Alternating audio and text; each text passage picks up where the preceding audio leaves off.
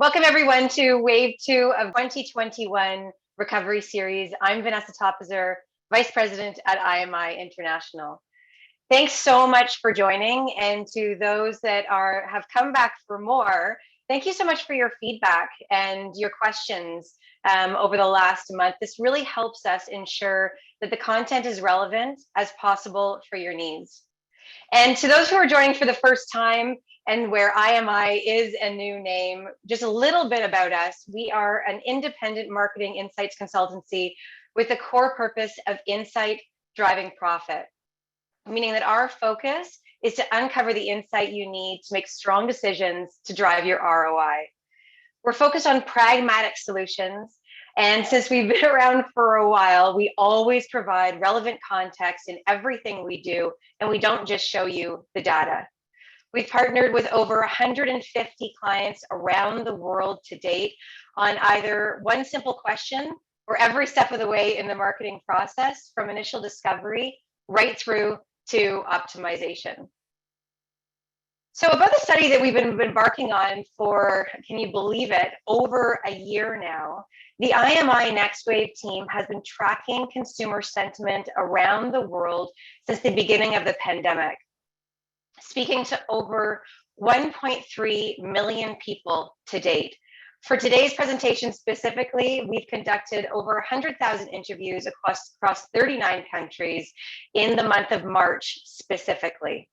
All of the content from our previous webinars and more is available at content.consultimi.com. And the link to this presentation, for those of you that are new to IMI's presentations, will be in your inbox by Tuesday. If you have a question throughout the presentation, please use the Q&A button at the bottom of your screen. And as always, please feel free to reach out anytime after the webinar. So for today, Dawn Mayo, IMI's Global Managing Partner, will take us through global trending on the end date, personal and financial health, including impact on actions and feeling of happiness. And I think that we're all going to be a little bit surprised with what you see here. We're going to look at the future intention of live and the momentum with reopening of events, community, and travel. We're going to dive into why people buy across 90 plus activation tactics across Canada and the US, and look at major issues today. So there's things that you might want to consider as we go beyond the pandemic. Plus, as requested by many that have returned, we're going to show more case studies on what you can do and should not do right now. And always reminding us that you don't have to start from scratch, and you can always learn from what's out there. And we're going to round off the presentation with some responses to some of the specific questions that you had upon registration. So we hope that that really helps you out. So let's get into it. Dawn, over to you. Thanks, Vanessa. We have a lot to cover here, as Vanessa just talked about. I'm Dawn Mayo from IMI International. Some of you have been here since, I think, the 13th time, and others the first time, so welcome. Let's get at it. So trending consumer realities. Let's look at the end date, which is a big thing. Obviously, depending on which country you're in, where vaccinations fit, where the second, third wave fits. We were locked down this morning for another month, which is great news for all, not an April Fool's joke. So end date, red is not good. And what we see here, 7 actually extended further, even though vaccinations are going like crazy in some countries like the US, UK, United Arab Emirates, Israel. There's still, US is still November, it's flat, even with there in the top left-hand corner. April 1st reality, if you look at the bottom middle, December 22nd, that's our Christmas present. The fact is they believe that's when the pandemic's gonna be over. The first time we asked that, I believe it was they believe July 2020, and that's what we'll see here is trending. Yeah, March 2020, we asked the question, end date was expected July 2020. The fact is, it kept extending until December 2020, where you see here, it actually came back 12 days. That's when vaccines started to be approved. Again, even when vaccines are approved, they're out there. AstraZeneca's in, it's out. What's happening? It's still extended out another 2 months in the past 2 months. So again, we'll look at that continuing, but we get a lot of questions on live events. When are they going to be open? What's going to happen? If you look at a consensus across the 39 countries, you're looking December. That's when they think it's going to be over. So sometime in the late fall, unfortunately now early 2022 is realistically the date. And obviously that depends on country and where you sit. So let's look at personal health and financial concern. So overall health, personal health concern, still 7 in 10 have some personal health concern, with 31% having severe concern. The US is starting to drop. You can see the power of the vaccine. The UK is not, and they've done a tremendous job with vaccinating their people. And the fact is, it has not dropped significantly from wave to wave. Let's look at financial health. And the point is, this is flattening or dropping. It's down to 19% with severe financial concern and about 1 in 2 with some concern whatsoever. Canada's down at 16% severe with 62% somewhat, and the US is somewhere in the middle of that. So again, it's about 2 in 10 with financial concern. We'll continue to monitor that as the realities of the future unfold. So overall, end date extending, we didn't want to see that. We all wanted it to drop. Personal health concern, good news, it's declining, still significant, still needs to be part of your marketing plan to consider that, but declining. And financial concern is declining marginally as well on the severe side, down 7 points. So again, not the great news story we're hoping for in April, but there are some signs it's getting better with vaccinations, obviously contrasted by second strains from around the globe. If we go to the next one is, let's look at pandemic-driven behaviors and impact on mental health. You see 2 lines there. So first off on the left-hand side, 55% of North Americans believe COVID is a major issue today, which is shocking that the other 45% don't. The teal line shows people that have severe concern. And what we look at is that versus North America. And what you see quickly is the actions are identical. So one has the attitude, but the behavior is the same. When you get into cause and purpose, a lot of people say things that they don't always act out on. The fact is, if you look at the far right corner, yeah, people concerned actually shop with masks a lot more. But if you look buy hand sanitizers, it's only 25% because they expect it in store, whatever it might be. So again, what we're trying to do is separate what's going on between what people say and what people do. I'm going to ask you a question in your mind. Percent of North Americans that have felt happy over the past week. Pretty simple question to say yes to. Just in your mind, what percent do you think is the number? 13 to 64-year-olds. The number is 63%, which sounds pretty good given the current financial COVID realities, personal health concerns. But if you put that into numbers, that's 135 million North Americans saying they weren't happy last week. That's a major mental health crisis. It's nothing new, but to scale it, 135 million people are walking around not happy. I think you can see that when you walk down the streets. There's definitely misery in people's faces. And the fact is, this pandemic has drawn on way too long. Next question I'm going to ask you 3 questions, see how you do. Which age group has the largest percent that felt happy over the past year? Gen Zs, millennials, Gen Xs, or boomers? Where are you going to vote for? And it's boomers that are the happiest, 75% versus Gen Zs at 57. That's a big, big difference, especially when you're looking at well over 100,000 people. And the reality here is that boomers have the highest health risk too, and yet they're still not happy. So if we think there's not a massive issue on not having social connection with Gen Zs, it's dramatic. Even millennials to 39 at 58%. The fact is they need human connection more than ever. And we cannot get vaccines in people's arms quick enough. And obviously it's a supply issue across the board. And obviously some people not wanting it, but we're a little surprised by that fact. We only asked 30 people this question, but which gender had the higher percent that felt happy? I can tell you before you answer, not one person so far has got this right. And the fact is females in Canada much happier than males. What do you get from that? We just looked at a bunch of different demos. Surprising, not that the fact is females are happier or felt happier, the fact that they're not equal. And obviously some of the younger, some of the millennials, there's some deep concern across the board, across everyone. How do we get that 70 up to 90%? Because 70 is not a good number either. In contrast, it's good, but that's not great. Then we did a little cross of who's the happiest, and we looked at what their behaviors were. And on the left-hand side, purchase a lottery ticket, 76% happy. Sit down restaurant, that chance to get out, 75%. Stayed in a hotel in the past 18 months, 71%.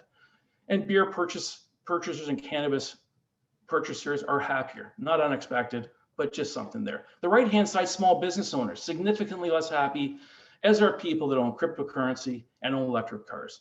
A whole different subject on electric car owners, but surprising that they're not even close to the happiness scale of other people. Why is that important? That's the mental health that you have to think of when selling your brand, when bringing your property alive. The fact is they need joy. Don't inundate them with all your COVID. Make it COVID responsible. Don't make it COVID focused. Let's make sure they're safe, but let's give them a great experience because that's what they're looking for. Next thing, 42% of North Americans believe mental health is a major issue, but let's look at the difference. The differences aren't that great. Made time to relax, slept more, take time to mentally refresh, promote well-being, marginally higher. You got meditation, spoke to someone about anxiety or depression at 18%. That's a big number. I mean, you're looking at 80 million people talking about that. But the fact again is what people say isn't what people always do. We'll go one last one. Climate change. 42% think it's a big deal. Well, they recycle more often. They drink tap water instead of bottled. They use recyclable grocery bags, cut down on plastic, but buy environmental friendly products, only 7% increase. So again, why is that number not 80%? How do we get that up? If it's a major concern among those people, why aren't they doing it? Is it because it's not offered? Is it because we're not focused on it? Or what's going on? It's just that say-do principle. The fact is people, it's easy to say things. Are they actually acting on it? One question we ask, I get asked a lot because we deal with a lot of sports properties, concerts, events, causes is what's going on with events? So let's get into it. We go through events, purchasing, travel. It's in the major deck. We're not going to go through it all today. So attending live events, this is global. We can see, again, increased interest in sporting events, concerts, live festivals. Community festivals way up. Question we had, which one of our people brought up was, why is charity events only 23%, but community events 52%? The fact is, are people moving away from charity? How do we get them back in there? Outdoor events at 50%, indoor events at 37%. So we see good positive momentum, increase, decrease. If we look at the US specifically, we see increases in live sport events and live concerts and indoor events. There's a positive impact on vaccination. We expect that to grow. Let's look at Canada. Not the same for live sporting events, not the same for live concerts. Those people not living in Canada, Canada's vaccination rollout has been very slow. Our supply is very slow because we don't manufacture anything. So the fact is you can see the difference in the US and Canada. The US is accelerating on the live events front, Canada not quite as quick, and hopefully we change that quickly. Overall charity events, you see a drop from February to April. The fact is we got to get back into charity. We got to, I mean, they have so many concerns that they have to worry about themselves, but how do we get there? People want community events. How do we get charity as part of that community event is a crucial part to move forward. And that was the US. In Canada, the same situation, the difference between 33 and 58. People want community events. So community events in late fall, early 22 are going to be exceptional. One question I'd challenge everyone on is, what are your community events in January, February, March, especially in Canada or the colder climates of the US? The fact is, we're not good at actually activating during that time. I think here is time to spend actually doing that. Let's look at travel. Some really great news here. Overall, on the far right side, vacation outside your country went from -8 to +25 to +54. That's the impact of vaccinations. You look at traveling by plane from -24 to +41. That's the impact of vaccinations. Taking a cruise even up, staying in hotels up. The fact is travel is going to rebound and rebound strong. In the US, very strong increases. Vacation outside your country up at 56 points. So you can actually start promoting and talking about vacations outside your country. In Canada as well, future intention significantly up for outside your country, inside your country, staying in hotels. Don't like the cruises so much, but traveling by plane is still up. So the fact is, very good news for the travel industry, very good news for live. The fact is, people still have not changed their desire to do this. We just have to be patient enough to work through this. Purchasing, we're going to talk about a couple things. Cafes, still strong, they want it reopened. Bars and clubs, they want reopened. Quick serve restaurant, we see a bump in, and family style that sit down closer is a marginal decline. So 2021, 2022, the impact of the vaccinated population shows a very bright future for all things live. Whether you're a shopping mall, a restaurant, a bar cafe, a charity event, a community event, very strong positive impact. So that's great news. It continues. We can see the power of the vaccinations, and the countries that are vaccinating the quickest should be ready for an earlier opening. That's not brain surgery, but the fact is we see it in actual people's attitudes and intentions. So we've got a lot of questions. Why people buying today? There's a lot of, they got information from February 2020 or 2019. So we went out and looked across 90 different activation tactics. Globally, we're going to show Canada here. We have Canada, the US, and 16 other countries. And we'll get into that. So 1,000 passion points, demographic profiles, 200 plus categories, 400 plus brands in 18 countries. It's IMI's GenPulse. So the first thing is people, I just had a conversation with a long-term category is like, I think I'm going online only. Well, the fact is it's not online or offline, it's both. 80% across the board, or 80% shop both channels. That's not new, but it's to remind us you can't have a one channel only strategy. That seems obvious, but this significant company asked the question, which was shocking. And the point is they want to go digital only or online only because obviously the cost per goes down significantly. That's at your own peril. You need to be in both places. We look at change in purchasing. This is the US, the top 6 things that have increased in a year. Researching a product through social media because they can. Support health and wellness is up. Eliminating climate change is up. Special price is still strong, but increased even higher. Instagram up 8 points and products healthy up 8 points. I've had so much conversation about TikTok, and the fact is it's not in the top 6. It has shown growth, but still Instagram is a very prominent. In Canada, you see buying on Amazon, Facebook, Walmart. Instagram again, following a brand on your smartphone is up 7 points and locally is up 7 points. So the fact is they're purchasing for different reasons. Now we're going to get into 10 different specific areas: brand, cause, channel, experience, recommendation, and we'll go through why people are buying. So this is the percent of the population that have bought through this tactic in the past 12 months. We have this data back to 2007. We're showing you right now, February, March 2021. So trusted brand name is 1, 2 always. Do not forget your brand ever, ever. Made locally is at 64%, equal across the board. And a brand social media page, really high for Gen Zs, not surprising. But if that's your strategy, don't think you're going to attract the Gen X's or boomers. That's 40 plus. You're moving over half the population, probably over 60% of the wealth. So a social media only strategy is going to miss out on a lot of people. We also have products healthy, products new. So I'll show at the bottom of this page what we did not present, which we have data for. And this is Canada. We have it obviously for the US, UK, Australia, and many other countries. So this is cause or charity. A lot of conversation about purpose. And 50% have bought because of a purpose they relate to. 47% because of a cause I relate to. If you look across the board, purpose seems to resonate younger. It's just a word. The fact is it's what you stand for. Health and wellness at 40%, COVID at 37%. It actually goes lower as you get older. And the point there is, why do we, or lower among the Gen X's, and the fact is, what are we doing to actually help support, and is that part over? Mental health initiatives, super, super important for the Gen Zs. It's one of the biggest issues. If you want to track Gen Zs, you want to track millennials, be active, be real with mental health. And again, also asked all these other elements, which you'll see in the final report, but not all countries. Now, how about experience? A brand or service after experiencing for the first time. And the fact is it's tough right now to experience, but the fact is that's still a major driver. 68% of Gen Zs, 65% of millennials. How about experience a product I've never tried? And the fact is, again, you look at the millennials, they are the experienced generation, as are the Gen X's, but it's still big with boomers and Gen Zs and millennials, super strong. It's still very important among Gen Xers and boomers.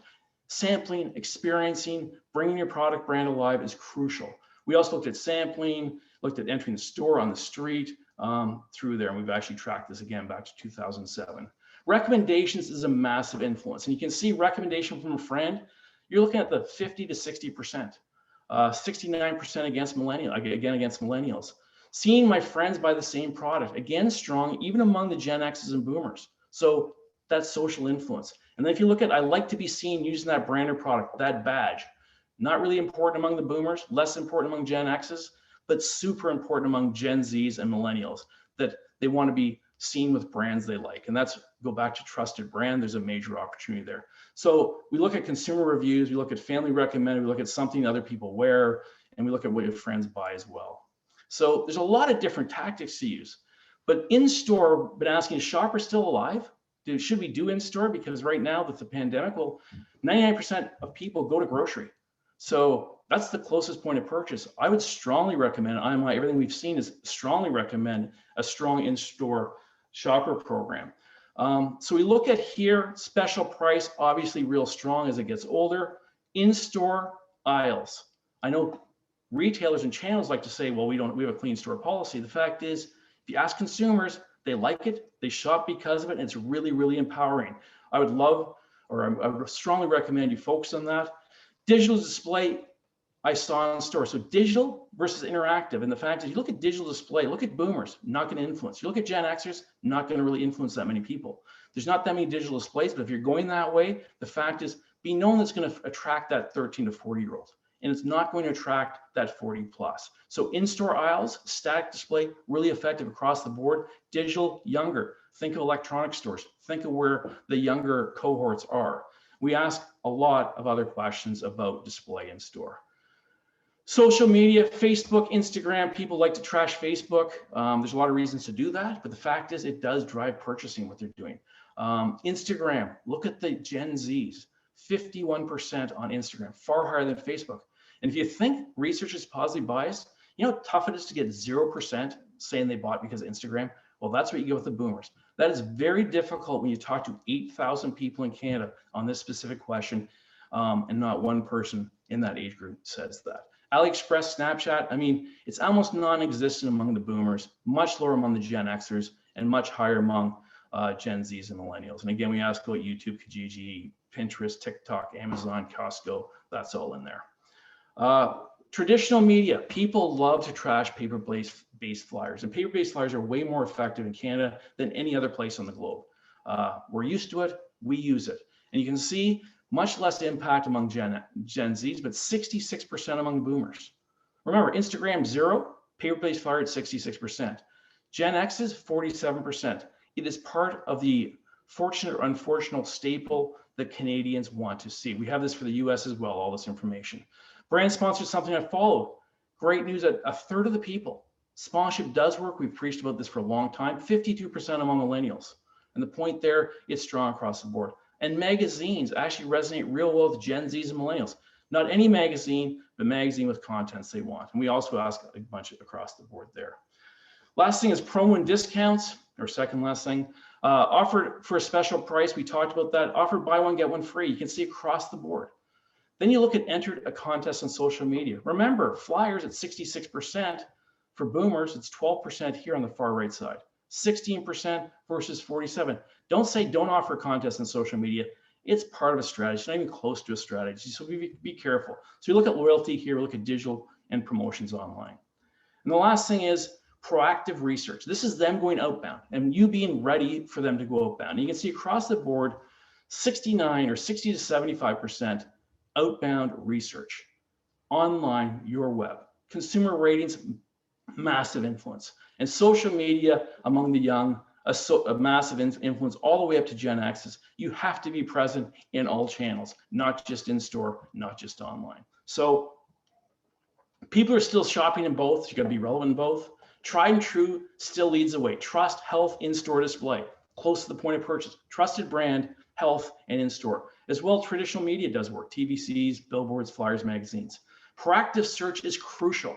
It's more important than ever. Are you the best you in all these channels? Have you actually spent the time? And most brands we deal with have not spent as much time as they need to on that area. And social media channels and social channels greatly impact Gen Z, 7 and 10, millennials, 6 and 10, but much less so Gen Xers or boomers. Doesn't mean don't use it against it, but it's part of a strategy. So again, that's crucial to understand. So we have these tactics, full demos, 18 countries, 200 categories. If you want more information, please give us a call or email us. So let's look at major issues. Digital health, social, money, environment. There's over 80 of them, 5 overarching themes. In the US, 25 of them are important. In Canada, 32. So you're competing, if you are supporting an issue, your brand's competing against 24 other issues that an American person thinks are important. How do you break through? How do you make yourself more relevant? Even more of a challenge in Canada, but both a big number. The fragmentation is huge. It's a sea of sameness. COVID's number one, but you got climate change, mental health, online privacy, global warming, unemployment, cyberbullying, economic stability, and the list goes on. We have 80 different things. And the point there is, what are you going to pick? How are you going to break through? So we looked at people that believe COVID is a significant issue today. That's the top box. Even among those people, only 41% bought to support. They still bought trusted brand name or free shipping or buy one, get one free or bought on Amazon. Way stronger, way higher. So again, your cause or purpose is part of the issue or part of the solution. We look at, because of climate change, 56%, a significant higher. level did. But you look across here, trusted brand name, buy one, get one free, Amazon in the 70s. So it's part of the challenge, but you gotta get your brand right before you can focus on an issue and purpose. If you think the issue and purpose is gonna make your brand right, I think you should find some case studies that actually prove that is possible. And mental health, 32% buy because of it, and they think it's important. And we saw it important when we looked at the happiness, 80% because of trusted brand name. The point is build your brand, and part of your brand is the issue or purpose. Don't think your issue or purpose can be your brand, because they still want something of great value. So many different important issues for what do you or your brand stand for? Can you break through? How long is it going to take? How much is it going to cost to invest? And what will the impact be? The point is, without a plan, without a budget, significant, without holistic support from the organization, without an evolution plan for a few years, without patience, which is tough, you may want to reconsider. And Vanessa will be doing actually a 30-minute purpose-driven seminar or webinar on the 29th, which she'll talk about later. We get to playbook. People ask for more case studies. So I'm going to zip through this pretty quick, but left-hand side, global inspiration, Global Pulse. We think the best idea for any brand's already out there. We search in 50 countries, a million creative directors are providing their best of the best, and we look across 1,000 brands. We then test using certainty, what works, what doesn't, on a number of different factors, vetted against a database of 20,000. Then we have action standards. Black or checkered flag is great. Green is a top 25%. Red means no go, and yellow means it's marginal. It's not going to impact. So let's get at this. We show the people a stimulus and talk to 200 to 1,000 people across the country. We give a concept description. We benchmark it in the top 10 to a no-go, which is the red. And then we have 6 metrics which add to 10 on 1+ action. That's what I'll be presenting. Present, they will do something. So they'll buy, they'll share, they'll consider, they'll talk about, it's better than current. These are the key factors we've looked at to actually drive into in-market. So when you get to that, across the board, we're looking at social distancing, touchless, vaccinations, value add, product innovation, and tech innovation. So social distance, first thing is the bubbles. A lot of people have seen these. Is it a good thing? Yeah, 41%. They like that fact that they're safe. And the fact is it does bring people in. You look at a disinfectant robot, makes some sense. LG came out with it in Australia, and the fact is it's green, it's 30%. It's okay, it has a place, but for how long? If you look at this, social distancing, rather than just some yellow tape up, don't sit here, or X out, or whatever, or take the chairs away. In Finland, they put bears in. And the fact is, you look at that, and the fact is giant stuffed bears, and what we see here is just a different way to say social distancing. Very, very well received. Not saying you should do stuffed animals everywhere, but the fact is, how do you actually do that distance? We look at touchless. This is Keurig. You don't have to touch it. You just use your phone. Not a great idea. They don't need that. That's going too far. My house is clean. If you look at this, back in 2015, Australia did this, and the reality is it was fantastic. One of the best concepts we ever tested with 46% 1+ action. We did this again in Germany. Another cause, swipe for €2. The fact is they didn't explain the cause as well. With the melanoma, it actually shrunk as you, I should explain that. That melanoma on the left-hand side actually shrunk as you tapped your card. So they could actually visually see the impact of their money, or actually conceptualize that. So again, taking a great idea and transferring it doesn't always work. Walmart came with a home valet, which is freezer driven or fresh. And the fact is it's sanitized. Not a great idea as far as, are we going too far? Vaccinations. A bar brew dog in the UK said, yeah, you come in and get vaccinated here, get a special commemorative beer. So they're actually going to a restaurant or going to a bar and actually doing that. Might sound silly, but actually instilled some goodwill, good favor, good action. How about some value add? First one is $1 million. It's the best of the best promotional offer. $1 million should drive significant. Not saying it doesn't, but the fact is they had to correctly count and tweet at Mountain Dew the exact number of Mountain Dew Major Melons bottles in the ad. One best practice is the more you make people work, the less effective it is. $1 million is a fantastic prize, but if you make them work, it may not work. And the fact here is it's just too much work. It's a cute thing, but it's too much work. Burger King in France offered French farmers potatoes as a value add. Supporting local, supporting farmers, and guess what? A very strong concept when you bring it to US or Canada. McDonald's, 25-cent Throwback Thursday, simply make an app purchase of $1. So they obviously want to push their app. Does this make sense? Offering value. If you look at why they purchased before, we saw that purchasing with price is significant. That's nothing new. It's been around for 100 years. Very strong offer with the brand to push people to the app. So again, different things, different themes, using money. This tested much better than $1 million. Think about that. 25 cents, great value on a product, tested way better than winning $1 million, because the winning $1 million took way too much work. In Buffalo, $1 a beer savings per inch of snow. So think you could actually get free. But what they didn't think about was how many people want snow.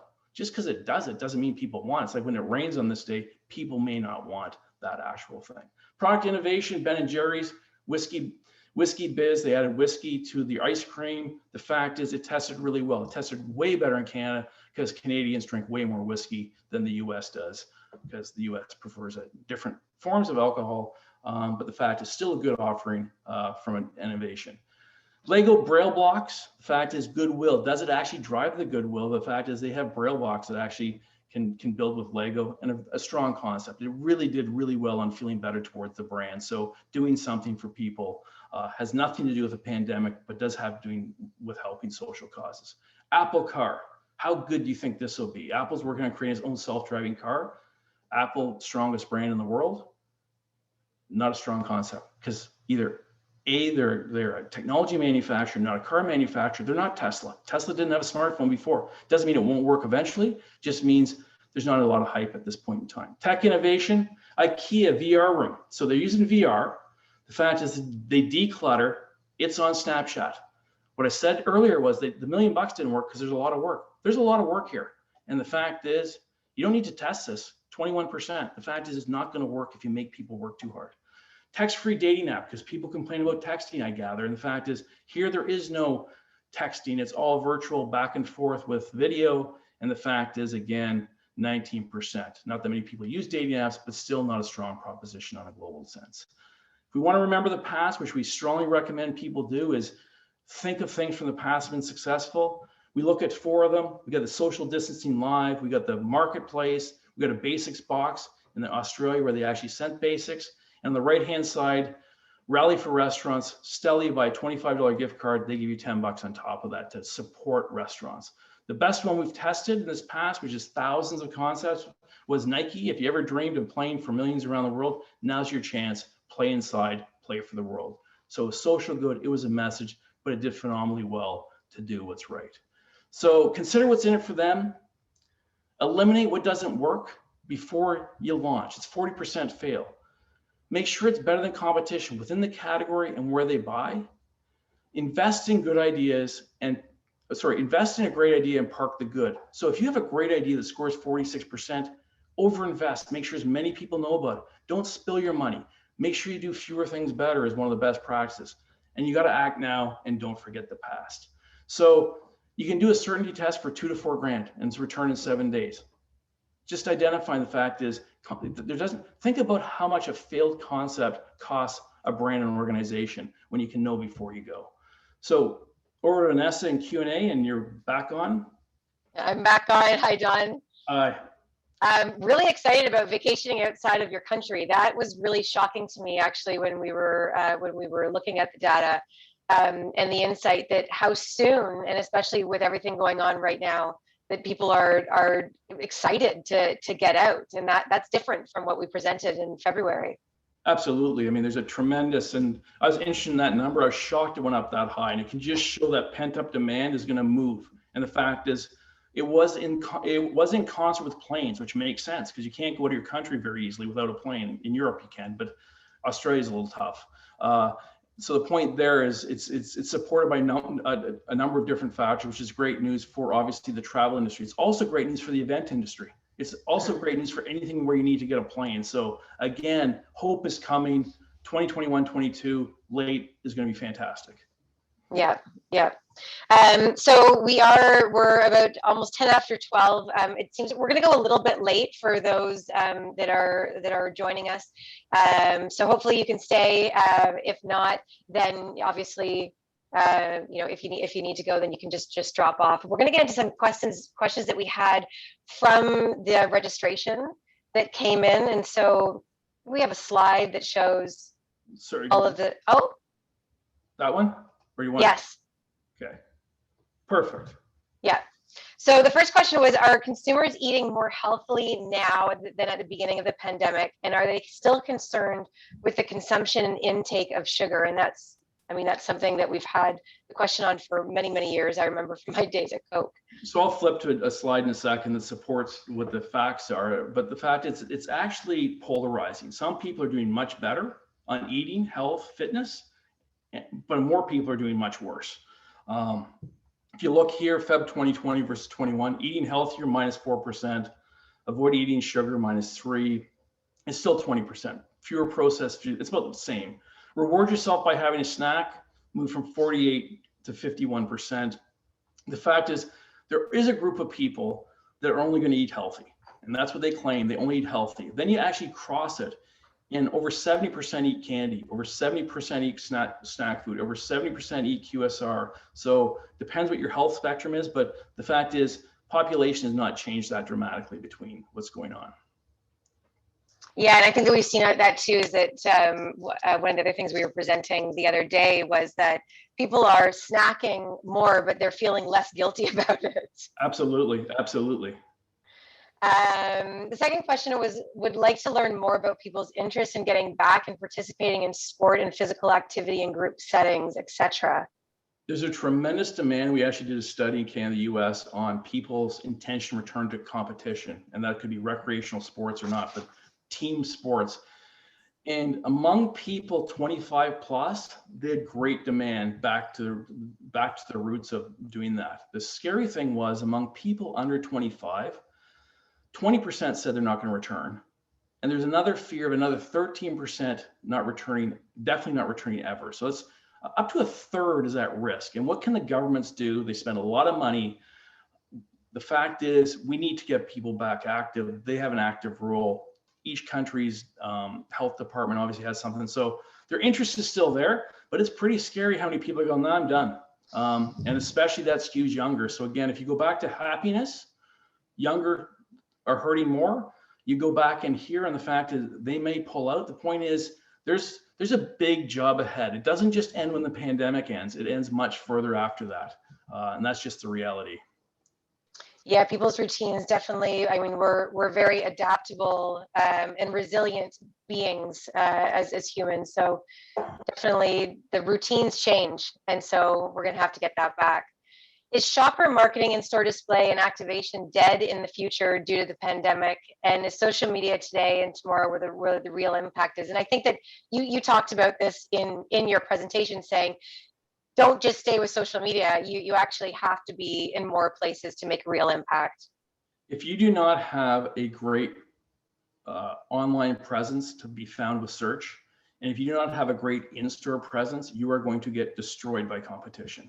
In-store marketing is important now as ever, possibly more. They're still in there. It's the close to the point of purchase. I don't care if you're a car dealership, a furniture, if you aren't actually activating at the close to the point of purchase, which is not on social unless you're buying through e-commerce on Amazon. The fact is, you better be in there and focused, because people actually are not only do they want it, like it, but they actually purchase because of it at a great rate.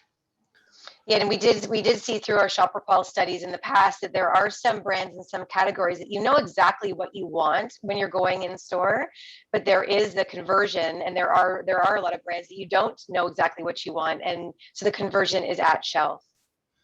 Absolutely, and the point is they have lots of choice, so you need to be active in that channel, 100%. So for the past 6 months, your studies keep showing that people intend to return to life and to live. And obviously with lockdowns and all the ups and downs that we've all been experiencing, that intention keeps on getting stronger, but we can't do it yet. That they want to travel, but how sure are you that that will actually happen when we can? So there's two things. I showed you the fact that people love mental health, but only 32% buy because of it. They buy 80% buy because of a trusted brand. That say do reality of it's easy to say something, are you going to do it?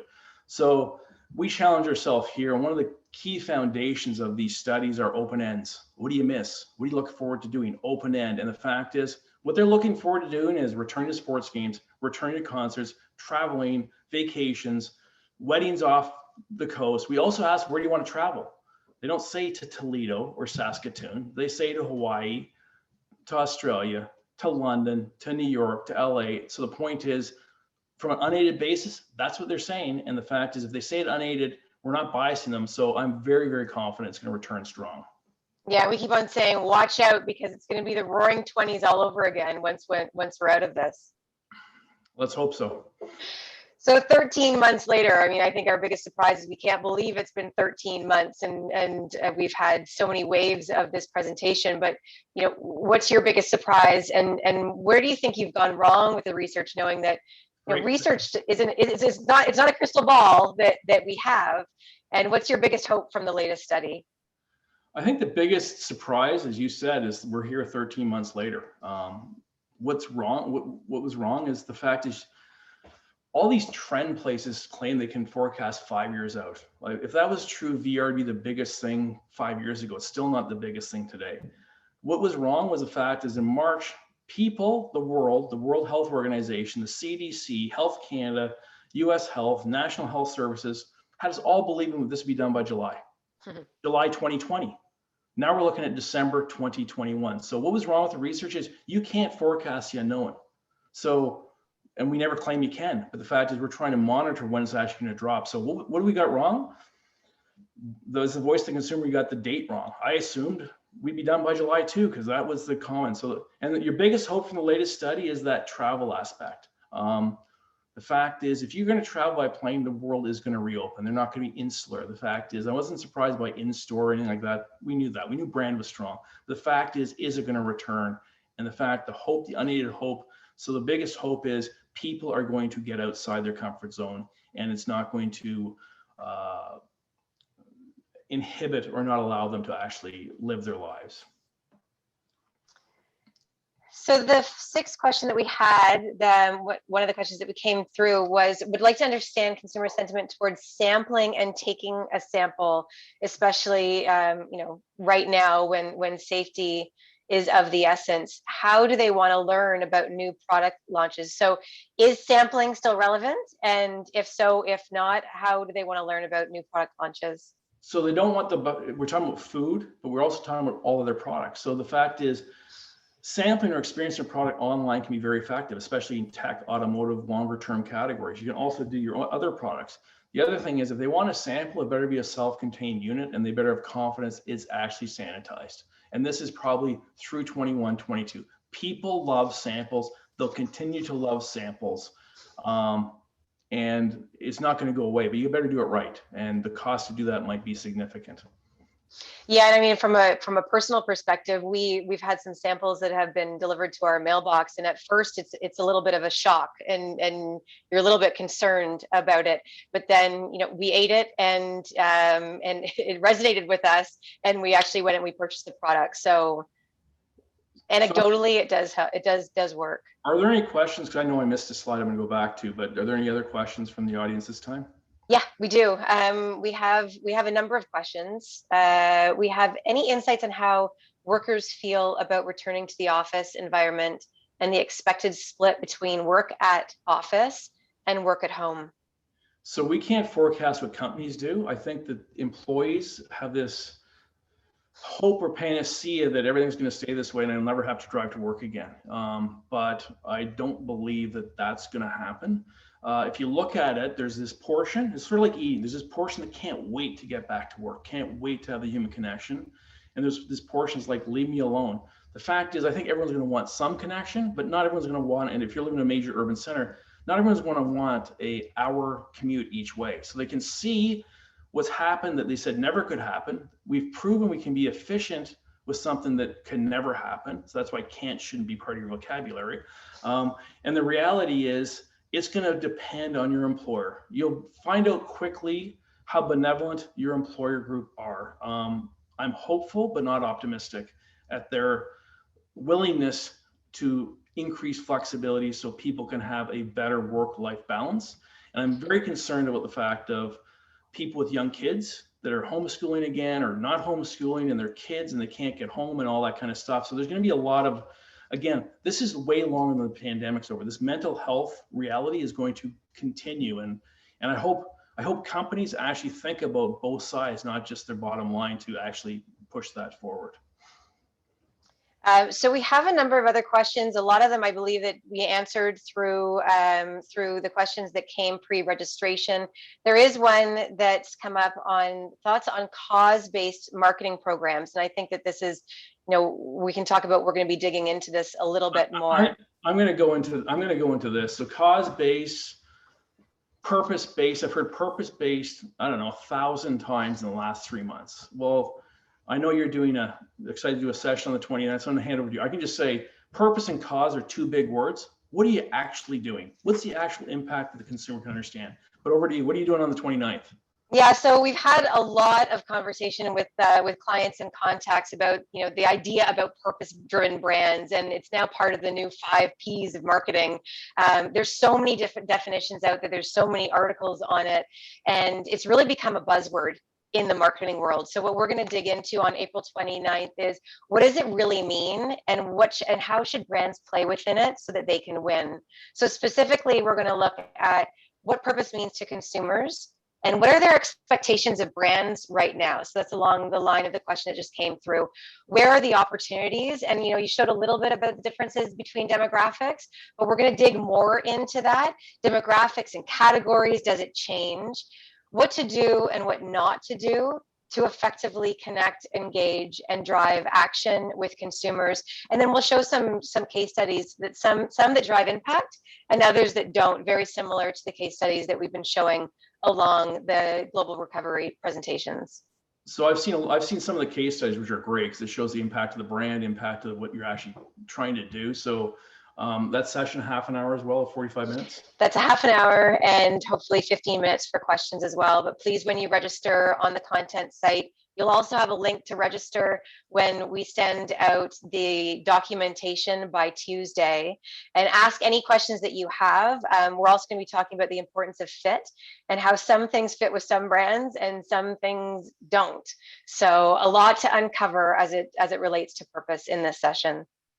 Okay, so I think, are we done the questions, and just wrap on one last thing? Yeah, so just a couple of things we wanted to bring your attention to, just so you're aware that we're going to be in field soon. Neil Covent provided a presentation in December, and there's been a lot of questions about e-commerce. So we're diving deeper into e-commerce, specifically in grocery and retail. That's going to be a study that's going to be in field on April 30th, really looking at the sizing the opportunity, the who, the what, the when, the where, the why, the how from a brand perspective, and the customer experience from a retail perspective. So if you are interested in this and being a part of the study, let us know by April 7th, and we'll be in field April 30th.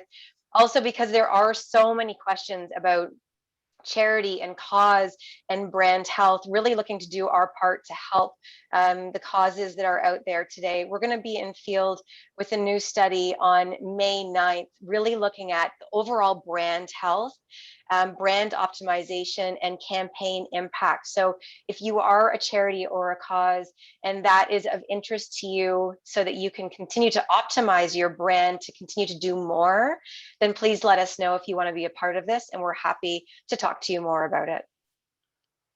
And that's all we had for today. Thank you so much for joining us, and thank you for sticking around as we went a little bit over. Hopefully we see you at Uncovering Purpose on the 29th of April and Recovery Wave 3, June 3rd. Thank you so much again, Don. Amazing insight as always. And this report will be online on next Tuesday. We'll also send anyone who attended, we'll send it to you, and I know a lot of people download afterwards. So anyway, use it as you can. If you have questions, please follow up. Please continue to give us input, because that actually forms some of the documentation, some of the stuff we go and research. So thank you all for joining us, and have a great weekend. Thanks for joining us. Thanks, Vanessa.